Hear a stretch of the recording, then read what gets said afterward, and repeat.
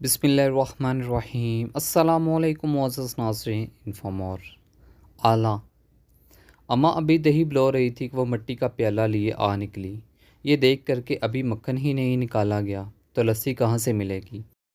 وہ ششو پنچ میں پڑ گئی کہ واپس چلی جائے یا وہیں کھڑی رہے۔ بیٹھ جاؤ اعلیٰ، اماں نے کہا۔ ابھی دیتی ہوں۔ کیسی ہو؟ جی اچھی ہوں۔ وہ وہیں بیٹھ گئی جہاں کھڑی تھی۔ کچھ دیر کے بعد اماں بولی، اب میں مکھن نکالنے لگی ہوں، برا نہ ماننا۔ نیت بری نہ بھی ہو تب بھی نظر لگ جاتی ہے۔ ابھی پچھلے دنوں نورا نے مجھے مکھن کا پیڑا نکالتے دیکھا تھا تو دوسرے دن مرغی کے انڈے کے برابر مکھن نکلا اور اس سے اگلے دن چڑیا کے انڈے کے برابر۔ گائے کو 3 دن مرچوں کی دھنی دی تو نظر اتری۔ اعلیٰ گٹکی، نظر تو کبھی کبھی میری بھی لگ جاتی ہے بی بی جی۔ اس سے پہلے آپ کا شیشے کا ایک گلاس توڑ چکی ہوں۔ ہاں ہاں، اماں کو یاد آ گیا۔ تم نے کہا، ہائے بی بی جی کیسا صاف شفاف ہے کہ نظر آر پار جاتی ہے، اور پھر یوں ہی پڑے پڑے چھناک سے ٹوٹ گیا۔ میں تو حیران رہ گئی۔ پھر انہوں نے اعلیٰ کو ڈانٹا مگر اس ڈانٹ میں غصہ نہیں تھا۔ لو اب پرلی طرف دیکھو۔ اور وہ مسکراتی ہوئی ایک طرف گھوم گئی اور سامنے دیکھنے لگی۔ سامنے میں بیٹھا تھا۔ مجھے دیکھتے ہی وہ دوپٹے کا پلو آدھے سر پر سے کھینچ کر ماتھے تک لے آئی اور بولی، بی بی جی اندر چھوٹے میاں جی تو نہیں بیٹھے؟ ارے وہی عارف تو ہے، رات آیا ہے۔ اعلیٰ اٹھ کر دروازے تک آئی اور بولی، دور بلائیں دور بلائیں۔ کیسی ہو اعلیٰ؟ میں نے پوچھا۔ جی اچھی ہوں، وہ بولی۔ پھر اس کے چہرے پر شرارت چمکی۔ پہلے تو میں آپ کو پہچانی ہی نہیں، میں سمجھی کوئی بچہ مونچھیں لگائے بیٹھا ہے۔ اس پر اماں کی ہنسی چھوٹ گئی۔ توبہ ہے، کم وقت ایسی باتیں کرتی ہے کہ توبہ ہے۔ اعلیٰ دہلیز پر یوں بیٹھ گئی کہ اس کا ایک پاؤں باہر صحن میں تھا اور ایک کمرے کے اندر۔ عارف میاں، پردیس میں آپ کیا کرتے ہیں؟ اس نے مجھ سے یوں پوچھا جیسے چوپال میں بیٹھی گپ لڑا رہی ہے۔ ساتھ ہی وہ المونیم کے ایک پیالے کو فرش پر ایک انگلی سے مسلسل گھمائے جا رہی تھی۔ میں نے کہا، نوکری کرتا ہوں، روپے کماتا ہوں۔ بی بی جی کو کتنا بیچتے ہیں؟ اس نے شرارت سے مسکرا کر پوچھا۔ اے لڑکی، اماں نے اسے ڈانٹا، اپنی عمر کے لڑکوں سے یوں باتیں نہیں کرتے۔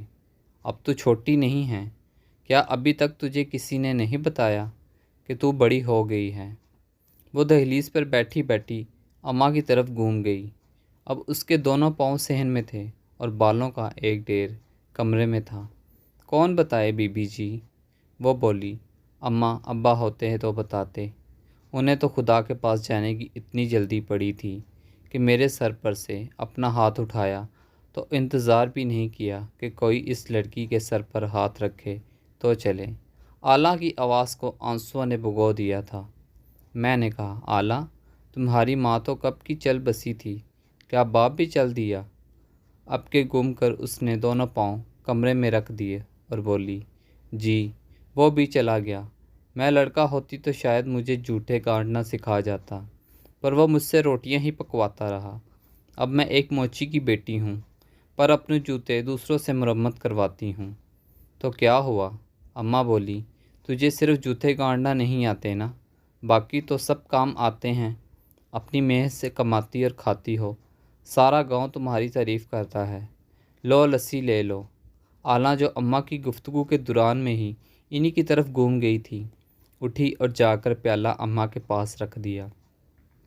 وہ لسی کے پیالہ لے کر جانے لگی مگر چند قدموں کے بعد ایک دم رک گئی اور پلٹ کر بولی، آج بھی چکی پیسنے آ جاؤں بی بی جی؟ آ جانا آ جانا، اماں بولی۔ آٹا تو دیڑوں پڑا ہے، پر عارف کے ابا کی برسی بھی تو زیادہ دور نہیں، کئی بوریوں کی ضرورت پڑے گی، آ جانا۔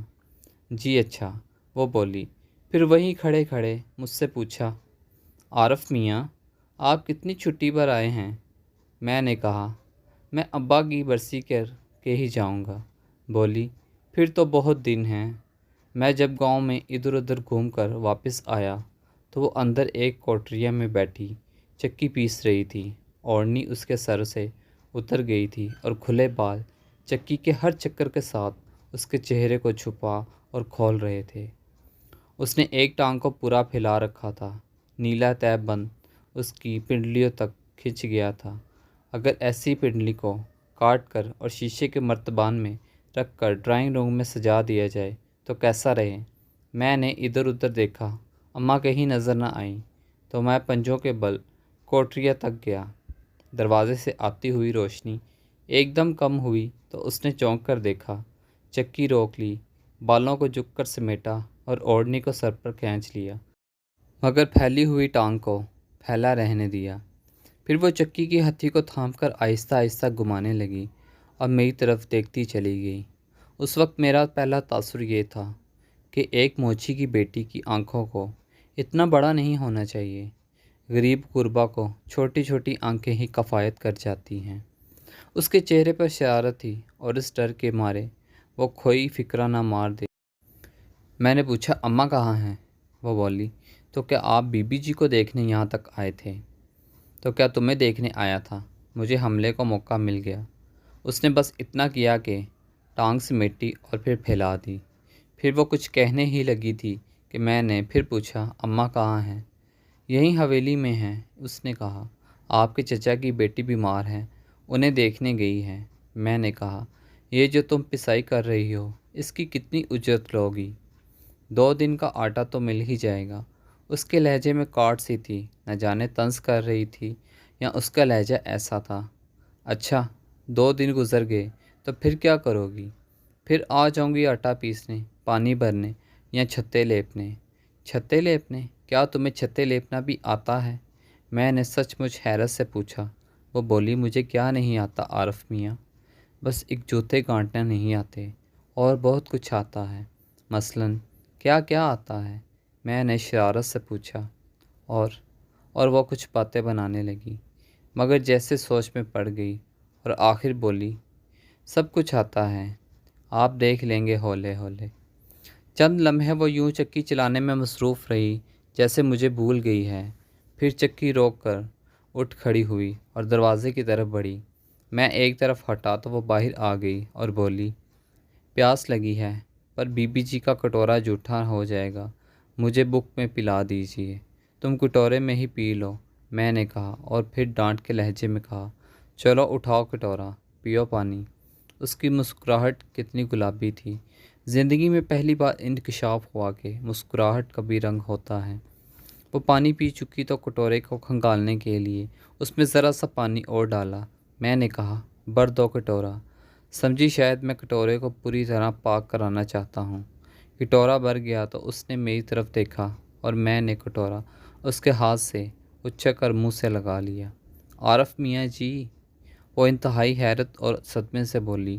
وہ حواس باختہ میری طرف دیکھتی رہی، اور جب میں نے خالی کٹورا واپس کیا تو اس کے ہاتھ میں ریشہ تھا اور اس کی آنکھوں پر نمی کی ایک چمکیلی تہ نمودار ہو گئی تھی، اور اس نے اوڑھنی کو یوں کس کے لپیٹ لیا تھا جیسے نماز پڑھنے چلی ہے۔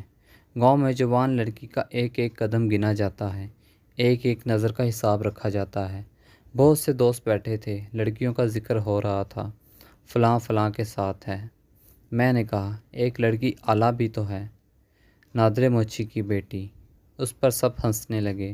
انہوں نے کہا، وہ کسی کام کی نہیں ہے، گھر گھر میں کام کرتی پھرتی ہے، روپے کما رہی ہے، خوبصورت ہے پر نکمی ہے۔ ایک بار بیگو موچی نے چھیڑا تو بولی، میں موچی کی بیٹی ہوں، کھال اتار لیتی ہوں۔ بیگو کو اتنی شرم آئی کہ سیدھا نائی کے پاس گیا اور مونچھوں کی نوکیں کٹوا دیں۔ سب ہنسنے لگے اور دیر تک ہنستے رہے۔ میں نے کہا، اگر وہ اتنی محنتی لڑکی ہے تو اس کی عزت کرنی چاہیے۔ ایک بولا، وہ عزت بھی تو نہیں کرنے دیتی۔ اس پر سب کو ایک بار پھر ہنسی کا دورہ پڑا۔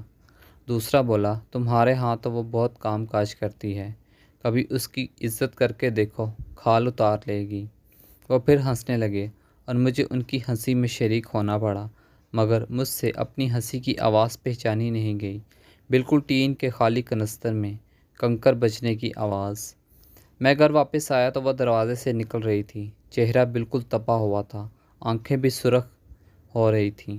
میں چونکا اور پوچھا، کیا بات ہے حالہ، تم روتی رہی ہو؟ وہ ہنسنے لگی اور ہنسی کے وقفے میں بولی، روئے میرے دشمن، میں کیوں روں؟ میں تو مرچیں کوٹتی رہی ہوں عارف میاں۔ تم مرچیں بھی کوٹ لیتی ہو؟ میں نے پوچھا۔ کوئی ایسا کام بھی ہے جو تمہیں کرنا نہ آتا ہو؟ تم اتنے بہت سے کام کیوں کرتی ہو اعلیٰ؟ وہ بولی، روپے کما رہی ہوں، آپ تو جانتے ہیں روپے والے لوگ غریب لڑکیوں کو خرید لیتے ہیں۔ میرے پاس روپیہ ہوگا تو مجھ پر نظر اٹھانے کی کسی کو مجال نہیں ہوگی۔ ہے کسی کی مجال؟ پھر وہ میرے قریب آ کر سرگوشی میں بولی، میں نے آپ کے کرتے کے لیے ململ خریدی ہے، اس پر بیل بوٹے کاٹ رہی ہوں۔ یہ غلط بات ہے، میں نے احتجاج کیا۔ تمہاری محنت سے کمائے ہوئے روپے سے خریدا ہوا کرتا مجھے کاٹے گا؟ میں کسی کو بتاؤں گی تھوڑی۔ وہ بولی، آپ بھی نہ بتائیے گا، پھر نہیں کاٹے گا۔ وہ گٹکی، پھر ایک دم گھبرا گئی۔ ہائے میں مر جاؤں، کہیں بی بی جی تو نہیں سن رہی؟ بی بی جی کے لفظ پر میرے جسم میں بھی سنسنی دوڑ گئی۔ اندر جھانکا تو صحن خالی تھا، پلٹ کر دیکھا تو وہ جا چکی تھی۔ ٹھیک ہے، میں نے سوچا، اچھی لڑکی ہے، پیاری بھی ہے، شوق بھی ہے، سب کچھ ہے، مگر آخر موچی کی لڑکی ہے، اور خاندان کے بزرگ کہہ گئے ہیں کہ بلندی پر کھڑے ہو کر گہرے گڈھے میں نہیں جھانکنا چاہیے ورنہ آدمی گر جاتا ہے۔ ابا کی برسی کے روز ہمارے ہاں پورا گاؤں جمع تھا، مگر اس ہجوم میں بھی اعلیٰ کی دوڑ بھاگ نمایاں تھی۔ وہ پھرکنی کی طرح گھومتی پھر رہی تھی۔ یوں معلوم ہوتا تھا جیسے کہ اگر یہ لڑکی اس ہجوم سے نکل گئی تو برسی کی ساری تنظیم بگڑ جائے گی۔ وہ بالکل برمے کی طرح ہجوم میں سے راستہ بناتی ہوئی پار ہو جاتی اور پلٹ کر گڑاب سے امی کے کمرے میں گھس کر کواڑ دیر سے بند کر دیتی۔ وہاں سے ہدایت لے کر وہ پھر باہر نکلتی اور پھر سے ہجوم میں برما لگا دیتی۔ عشاء کی اذان تک سارا گاؤں کھانا کھا چکا تھا، خالی دیگیں ایک طرف سمیٹ دی گئی تھیں، نائی دھوبی میراثی موچی سبھی فارغ کر دیے گئے تھے۔ دن بھر کے ہنگامے کے بعد ایک بہت بھاری سناٹا گھر پر ٹوٹ پڑا تھا۔ آخری مہمان کو رخصت کر کے جب میں امی کے کمرے میں آیا تو مجھے یقین تھا کہ اعلیٰ بیٹھی امی کے بازو اور پنڈلیاں دبا رہی ہوگی، مگر امی تو اکیلی بیٹھی تھی۔ زندگی میں شاید پہلی بار امی کا لحاظ کیے بغیر میں ان سے پوچھ بیٹھا، اعلیٰ کہاں ہے؟ مگر امی اس سوال سے بالکل نہیں چونکی، بولی، وہ لڑکی ہیرا ہے بیٹا، بالک ہیرا۔ آج تو وہ میری آنکھیں، میرے بازو، میرا سب کچھ تھی۔ دن بھر کی تھکی ماندی تو تھی ہی، کھانا کھانے بیٹھی تو دو چار نوالوں کے بعد جی بھر گیا۔ اٹھ کر جانے لگی تو میں نے اسے روکا، اس کی دیچکی کو چاولوں سے بھرا اور اسے لے جانے کو کہا تو وہ بولی، یہ چاول تو مجھے عارف میاں دیتے ہوئے بھلے لگتے، اوروں کو رخصت کرتے رہے پر انہوں نے مجھے تو پوچھا ہی نہیں۔ میں نہیں لے جاتی۔ اس نے یہ بات ہنسی میں کہی، پر اس نے ٹھیک کہا بیٹا، اندر کا سارا کام اسی نے سنبھالے رکھا۔ تم تو سب کو رخصت کر ہی رہے تھے، اسے بھی رخصت کر دیتے۔ ویسے تو وہ ہنستی ہوئی چلی گئی ہے، پر اسے ہنسنے کی عادت ہے، اور بیٹا، جن لوگوں کو ہنسنے کی عادت ہوتی ہے نا، انہیں جب رونا بھی ہوتا ہے تو وہ ہنسنے لگتے ہیں۔ جب وہ ہنستے ہیں تو اندر سے رو رہے ہوتے ہیں۔ تم نے ایک موچن سمجھ کر اعلیٰ کی عزت نہ کی، حالانکہ اعلیٰ کا اپنا مان ہے۔ اس کا یہ مان قائم رکھو بیٹا، اور چاولوں کی یہ دیچکی اسے دے آؤ۔ تھوڑی دیر پہلے گئی ہے، سوئی نہیں ہوگی۔ پھر کل صبح تم جا بھی تو رہے ہو، وہ کیا یاد کرے گی تمہیں؟ جاؤ۔ اعلیٰ اپنے گروندے کے دروازے کے پاس چارپائی پر لیٹی ہوئی تھی۔ میں نے پاس جا کر اسے آہستہ سے پکارا تو وہ تڑپ کر یوں کھڑی ہو گئی جیسے اس کے قریب کوئی گولا پھٹا ہے۔ عارف میاں جی، وہ بولی، چاول دینے آئے ہوں گے؟ میں نے کہا، ہاں، چاول ہی دینے آیا ہوں، لائیے۔ اس نے ہاتھ بڑھائے۔ بی بی جی نے بتایا ہوگا میں نے کیا کہا تھا؟ وہ ہنسنے لگی۔ ہاں بتایا ہے، میں نے کہا۔ دیچکی لے کر اس نے چارپائی پر رکھ دی اور بولی، وہاں گھر میں دیتے تو زیادہ اچھا لگتا، ویسے اب بھی اچھا لگ رہا ہے۔ کچھ سمجھ میں نہیں آ رہا تھا کہ کیا کہوں۔ آخر ایک بات سوچی، میں کل واپس جا رہا ہوں۔ وہ مجھے معلوم ہے، اعلیٰ بولی۔ معلوم تھا تو وہاں گھر میں ذرا سی دیر رک جاتی، میں نے کہا۔ وہ بولی، آپ کے کرتے کا آخری ٹانکا باقی تھا، وہ آ کے لگایا ہے، بکسے میں اس کرتے کی جگہ تو ہوگی نا؟ اور ہاں، صبح آپ کا بکسا اٹھا کر بسوں کے اڈوں پر بھی مجھے ہی تو پہنچانا ہے، بی بی جی نے کہا تھا۔ میں نے کہا، تم کیا کچھ کر لیتی ہو اعلیٰ، چکی تم پیس لیتی ہو، چھتے تم لیپ لیتی ہو، مرچیں تم کوٹ لیتی ہو، کنویں سے دو دو تین تین گڑھے تم پانی کے بھر کے لاتی ہو، پورے گھر کا کام تم سنبھال لیتی ہو، کرتے تم کاٹ لیتی ہو، بوجھ تم اٹھا لیتی ہو، تم کس مٹی کی بنی ہوئی ہو اعلیٰ؟ وہ خاموش کھڑی رہی، پھر دو قدم اٹھا کر میرے اتنے قریب آ گئی کہ مجھے اپنی گردن پر اس کی سانسیں محسوس ہونے لگیں۔ میں تو اور بھی بہت کچھ کر سکتی ہوں عارف میاں۔ اس کی آواز میں جھنکار سی تھی۔ آپ کو کیا معلوم میں اور کیا کچھ کر سکتی ہوں؟ ذرا سے وقفے کے بعد وہ بولی، مجھ سے پوچھیے نا، میں اور کیا کچھ کر سکتی ہوں؟ پہلی جماعت کے بچے کی طرح میں نے اس سے پوچھا، اور کیا کچھ کر سکتی ہو؟ میں پیار بھی کر سکتی ہوں عارف میاں۔ اس نے جیسے کائنات کا راز فاش کر دیا تھا۔